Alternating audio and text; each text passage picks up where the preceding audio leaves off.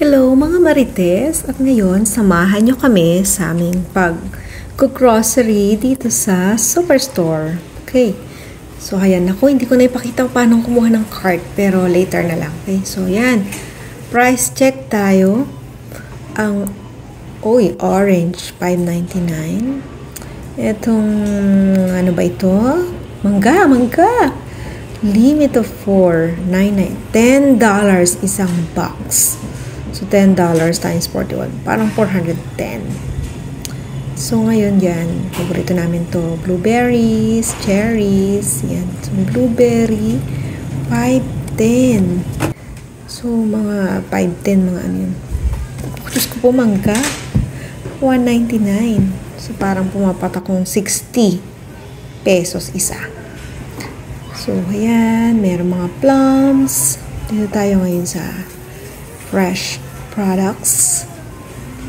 So, check natin itong mga apple. Isang pack. $9. So, $10 yan. So, luya per pound. $3. Luya lang yan, ha? $3. Kamatis. Po. $1.69. So, mga ano yan? $80 per kilo. Ang paborito kong upo, $2, so mga 60 pesos. Meron din ditong sayote. Tignan mo naman, per kilo yan. Ito, tignan mo naman talong. Reject na yan. $1.99, so $2, parang 70, 72, ganun. Tignan mo naman ang isang buong, ano naman dito, chicken, $10. So, hanap tayo dito ng fresh na baboy. Gusto ko ng pork. So, tingnan natin. Sila yung mga ham, slice ham. Itong mga tofu. Tapos, meron din sila mga prepared, ready to, ano yan. Sasalang mo na lang sa oven. So, ito. Baka naman. Oh my God. Purong laman. Tingnan natin. Dito walang ano eh. Yan, mga nakapack na sila. Mga sealed pack na yan. Wala dito yung mga open pack. Pero dito, tingin tayo, naghahanap kami ng merong mga baboy sana na merong tapa. Ito, 30% off na yan ha. 30% off out of $17. So, isang ganyan. Magkano yan?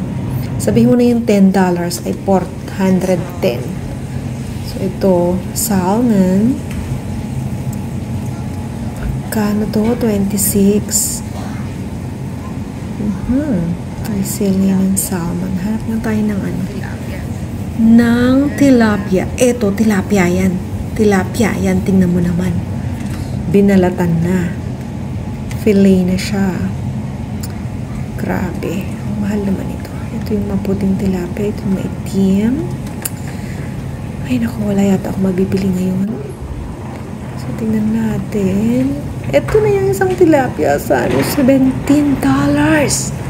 So, itong galunggong, magkano to? 3 piraso lang ha. 9. So, pala 410. Tihanap tayong tulya dito. Retas lang tulya. Or tahong.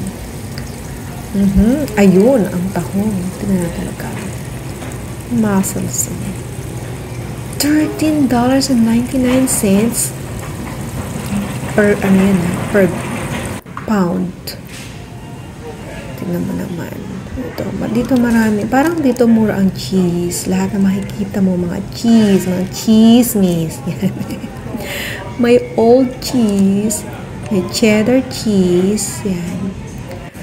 Dito ko natikman yung masarap na mozzarella cheese. Yan. May ibang klaseng cheese.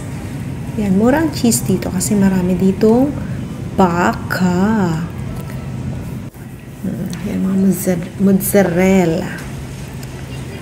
Tignan natin tong mga muffins and tinapay. Ano mahal ang gusto mo dyan? So, ito mga pie, $7.50. Isang ganyan. So, magkano yung $7.50? So, $10 sa 410. So, mga 250 yan sa pesos. Estimate lang yun Mga blueberry, yan. Tapos by section dito. Halimbawa, yan, by section.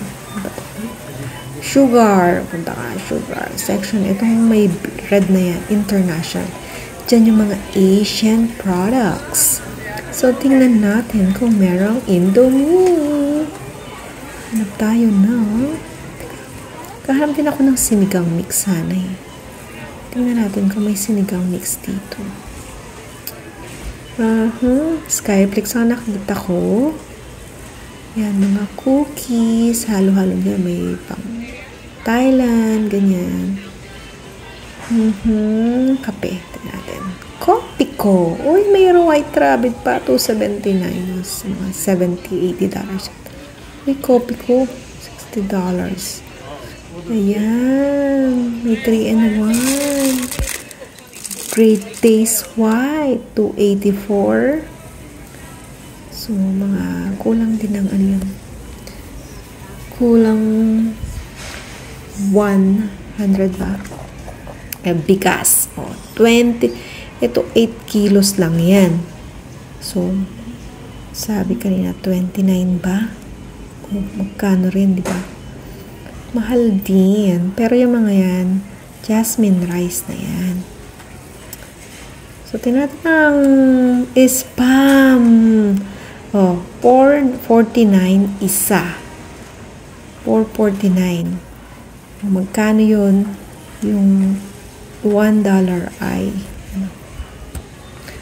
41 pesos. So, ito pala yung nakuha namin. Ayan.